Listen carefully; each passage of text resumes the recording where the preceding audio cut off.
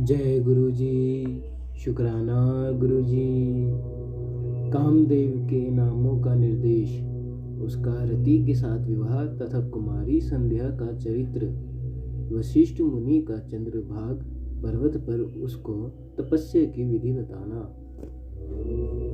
ब्रह्मा जी कहते हैं, मुने, तदंतर मेरे अभिप्राय को जानने वाले मरीचि आदि मेरे पुत्र सभी मुनियों ने उस पुरुष का उचित नाम रखा। दक्ष आदि प्रजापतियों ने उसका मुंह देखते ही परोक्ष के भी सारे वृतांत जानकर उसे रहने के लिए स्थान और पत्नी प्रदान की। मेरे पुत्र मरीचि आदि द्विजों ने उस पुरुष के नाम निश्चित करके उससे यह युक्ति युक्त बात कही। ऋषि बोले, तुम जन्म लेते ही हमारे मन को भी मथने लगे हो, इसलिए लोक में ममंथ नाम से विख्यात होगे। मनोभव तीनों लोकों में तुम इच्छा अनुसार रूप धारण करने वाले हो। तुम्हारे समान सुंदर दूसरा कोई नहीं है। अतः काम रूप होने के कारण तुम काम नाम से भी विख्यात हो। लोगों को मद बना देने के कारण तुम्हारा एक नाम मदन होगा। तुम बड़े दर्प से उत्पन्न हुए हो, इसलिए दर्पक कहलाओगे, और सदर्प होने के कारण ही जगत में कंदर्प नाम से भी तुम्हारी ख्याति होगी। समस्त देवताओं का सम्मिलित बल पराक्रम भी तुम्हारे समान नहीं होगा। अतः सभी स्थानों पर तुम्हारा अधिकार होगा और तुम सर्वव्यापी होगे। जो आदि प्रजापति है वह ही ये पुरुषों में श्रेष्ठ दक्ष तुम्हारी इच्छा के अनुरूप पत्नी स्वयं देंगे। वह तुम्हारी कामनी, तुमसे अनुराग रखने वाली होंगी। ब्रह्मा जी ने कहा, मुने, तदंतर मैं वहां से अदृश्य हो गया। इसके बाद दक्ष मेरी बात का स्मरण करके कंदर्प से बोले, कामदेव, मेरे शरीर से उत्पन्न हुई मेरी यह कन्या सुंदर रूप और उत्तम गुणों से सुशोभित है। इसे तुम अपनी पत्नी बनाने के लिए ग्रहण करो। यह गुणों की दृष्टि से सर्वथा तुम्हारे योग्य है। महातेजस्वी मनोभव, यह सदा तुम्हारे साथ रहने वाली और तुम्हारी रुचि के अनुसार चलने वाली होगी। धर्मतः यह सदा तुम्हारी अधीन रहेगी। ऐसा कहकर दक्ष ने अपने शरीर के पसीने से प्रकट हुई उस कन्या का नाम रति रखकर उसे अपने आगे बिठाया और कंदर्प को संकल्प पूर्वक सौंप दी। नारद, दक्ष की वह पुत्री रति बड़ी रमणीय और मुनियों के मन को भी मोह लेने वाली थी। उसके साथ विवाह करके कामदेव को भी बड़ी प्रसन्नता हुई। अपनी रति नामक सुंदरी स्त्री को देखकर उसके हाव भाव आदि से अनुरंजित हो कामदेव मोहित हो गया। तात उस समय बड़ा भारी उत्सव होने लगा, जो सबके सुख को बढ़ाने वाला था। प्रजापति दक्ष इस बात को सोचकर बड़े प्रसन्न थे कि मेरी पुत्री इस विवाह से सुखी है। कामदेव को भी बड़ा सुख मिला। उसके सारे दुख दूर हो गए। दक्ष कन्या रति भी कामदेव को पाकर बहुत प्रसन्न हुई। जैसे संध्या काल में मनोहरणी विधुन्माल के साथ मेघ शोभा पाता है, उसी प्रकार रति के साथ प्रिय वचन बोलने वाला कामदेव बड़ी शोभा पा रहा था। इस प्रकार रति के प्रति भारी मोह से युक्त रतिपति कामदेव ने उसे उसी तरह अपने हृदय से सिंहासन पर बिठाया, जैसे योगी पुरुष योग विद्या को हृदय में धारण करता है। इसी प्रकार पूर्ण चंद्रमुखी रति भी उस श्रेष्ठ पति को पाकर उसी तरह सुशोभित हुई, जैसे श्री हरि को पाकर पूर्ण चंद्रनना लक्ष्मी शोभा पाती है। सूत जी कहते हैं, ब्रह्मा जी का यह कथन सुनकर मुनि श्रेष्ठ नारद मन ही मन बड़े प्रसन्न हुए और भगवान शंकर का स्मरण करके हर्षपूर्वक बोले, महाभाग विष्णु शिष्य महामते विधाता, आपने चंद्रमौली शिव की यह अद्भुत लीला कही है। अब मैं यह जानना चाहता हूँ कि विवाह के पश्चात जब कामदेव प्रसन्नता पूर्वक अपने स्थान को चला गया, दक्ष भी अपने घर को पधारे तथा आप और आपके मानस पुत्र भी अपने अपने धाम को चले गए, तब पितरों को उत्पन्न करने वाली ब्रह्म कुमारी संध्या कहाँ गई? उसने क्या किया और किस पुरुष के साथ उसका विवाह हुआ? संध्या का यह सब चरित्र विशेष रूप से बताइए। ब्रह्मा जी ने कहा, मुने, संध्या का वह सारा शुभ चरित्र सुनो, जिसे सुनकर समस्त कामनियां सदा के लिए सती साध्वी हो सकती है। वह संध्या जो पहले मेरी मानस पुत्री थी, तपस्या करके शरीर को त्याग कर मुनि श्रेष्ठ मेधातिथि की बुद्धिमती पुत्री होकर अरुंधति के नाम से विख्यात हुई। उत्तम व्रत का पालन करके उस देवी ने ब्रह्मा विष्णु और महेश्वर के कहने से श्रेष्ठ व्रतधारी महात्मा वशिष्ठ को अपना पति चुना। वह सौम्य स्वरूप वाली देवी सबकी वंदनीय और पूजनीय श्रेष्ठ पतिव्रता के रूप में विख्यात हुई। नारद जी ने पूछा, भगवान, संध्या ने कैसे, किस लिए और कहाँ तप किया? किस प्रकार शरीर त्याग कर वह मेधाति की पुत्री हुई? ब्रह्मा विष्णु और शिव इन तीनों देवताओं के बताए हुए श्रेष्ठ व्रतधारी महात्मा वशिष्ठ को उसने किस तरह अपना पति बनाया? पितामह, यह सब मैं विस्तार के साथ सुनना चाहता हूँ। अरुंधति के इस कौतूहलपूर्ण चरित्र का आप यथार्थ रूप से वर्णन कीजिए। ब्रह्मा जी ने कहा, मुने, संध्या के मन में एक बार सकाम भाव आ गया था, इसलिए उस साध्वी ने यह निश्चय किया कि वैदिक मार्ग के अनुसार मैं अग्नि में अपने इस शरीर की आहुति दे दूंगी। आज से इस भूतल पर कोई भी देहधारी उत्पन्न होते ही काम भाव से युक्त न हो, इसके लिए मैं कठोर तपस्या करके मर्यादा स्थापित करूंगी। तरुणावस्था से पूर्व किसी पर भी काम का प्रभाव नहीं पड़ेगा, ऐसी सीमा निर्धारित करूंगी। इसके बाद इस जीवन को त्याग दूंगी। मन ही मन ऐसा विचार करके संध्या चंद्रभाग नामक उस श्रेष्ठ पर्वत पर चली गई, जहाँ चंद्रभाग नदी का प्रादुर्भाव हुआ है। मन में तपस्या का दृढ़ निश्चय ले संध्या को श्रेष्ठ पर्वत पर गई हुई जान मैंने अपने समीप बैठे हुए वेदांगों के पारंगत विद्वान सर्वज्ञ जितातम एवं ज्ञान योगी पुत्र वशिष्ठ से कहा, बेटा वशिष्ठ, मनस्विनी संध्या तपस्या की अभिलाषा से चंद्रभाग नामक पर्वत पर गई है। तुम जाओ और उसे विधि पूर्वक दीक्षा दो। तात, वह तपस्या के भाव को नहीं जानती है, इसलिए जिस तरह तुम्हारे यथोचित उपदेश से उसे अभिष्ट लक्ष्य की प्राप्ति हो सके वैसा प्रयत्न करो। नारद, मैंने दयापूर्वक जब वशिष्ठ को इस प्रकार आज्ञा दी, तब वह जो आज्ञा कहकर एक तेजस्वी ब्रह्मचारी के रूप में संध्या के पास गई। चंद्रभाग पर्वत पर एक देव सरोवर है, जो जलाशयोचित गुणों से परिपूर्ण हो मन सरोवर के समान शोभा पाता है। वशिष्ठ ने उस सरोवर को देखा और उसके तट पर बैठी हुई संध्या पर भी दृष्टिपात किया। कमलों से प्रकाशित होने वाला वह सरोवर तट पर बैठी हुई संध्या से उपलक्षित हो उसी तरह सुशोभित हो रहा था, जैसे प्रदोष काल में उदित हुए चंद्रमा और नक्षत्रों से युक्त आकाश शोभा पाता है। सुंदर भाव वाली संध्या को वहां बैठी देख मुनि ने कौतूहल पूर्वक उस बृहल्लोहित नाम वाले सरोवर को अच्छी तरह देखा।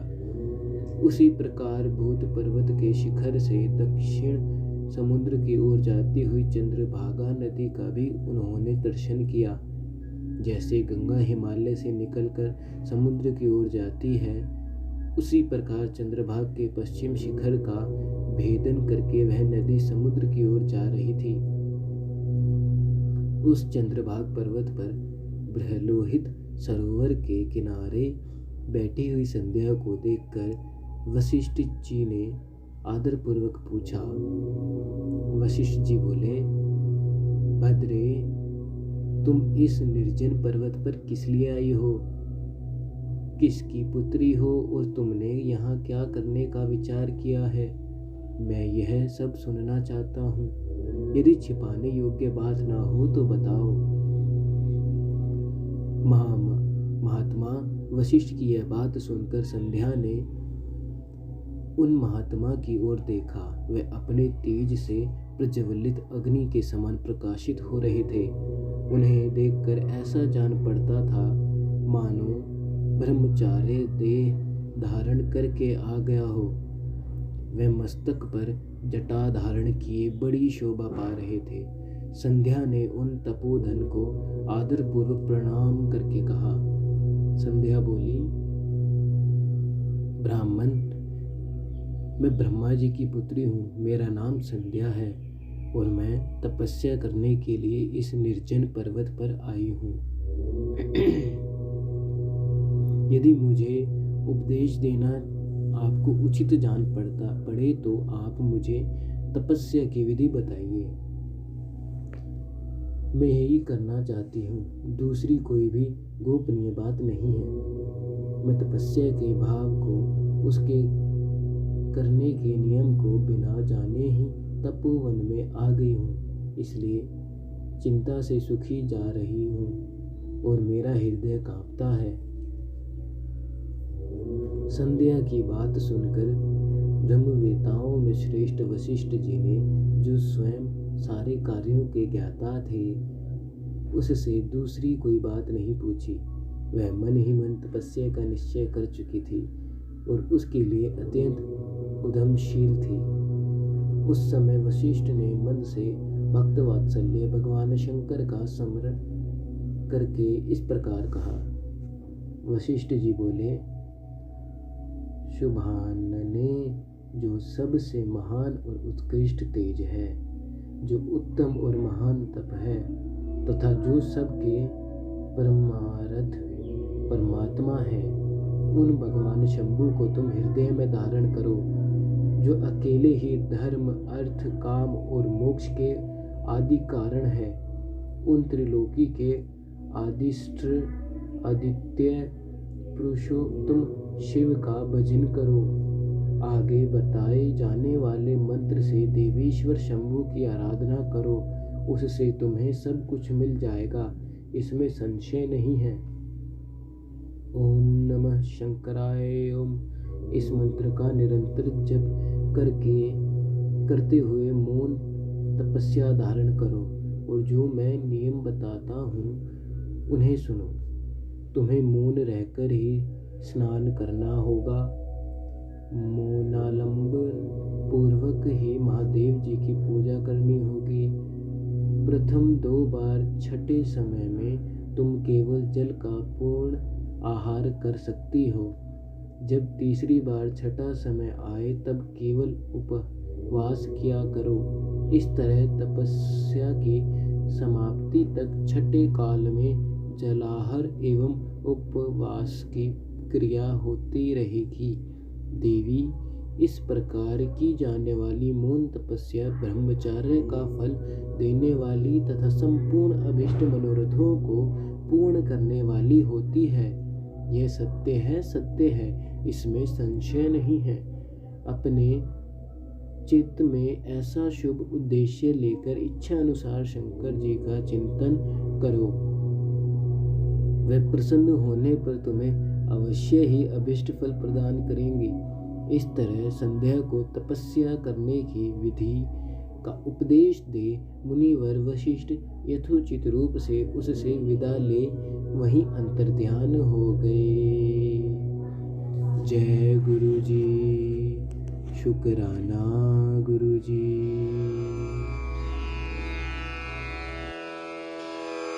जय गुरु जी की। अब हम मंत्र जाप करेंगे।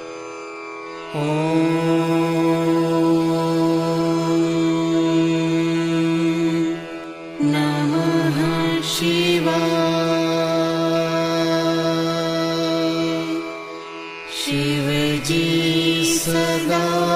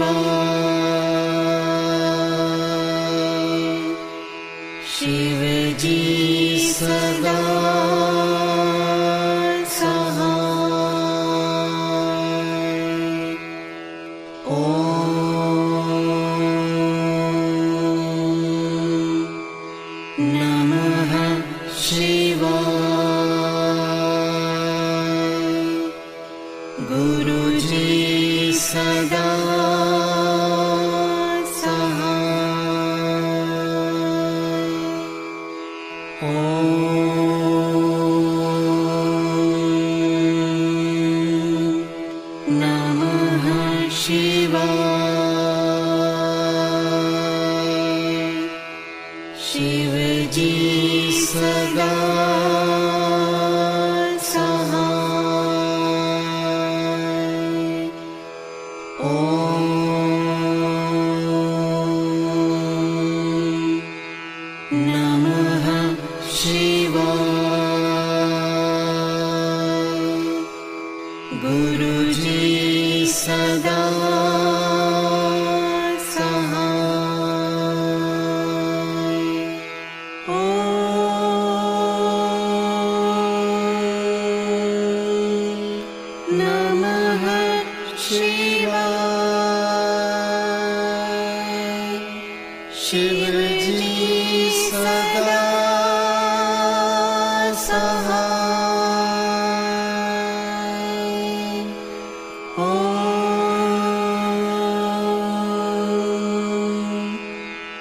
नमः शिवाय।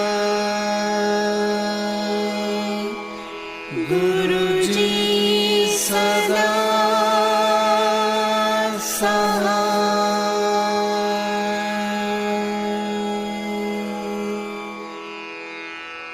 जय गुरु जी की।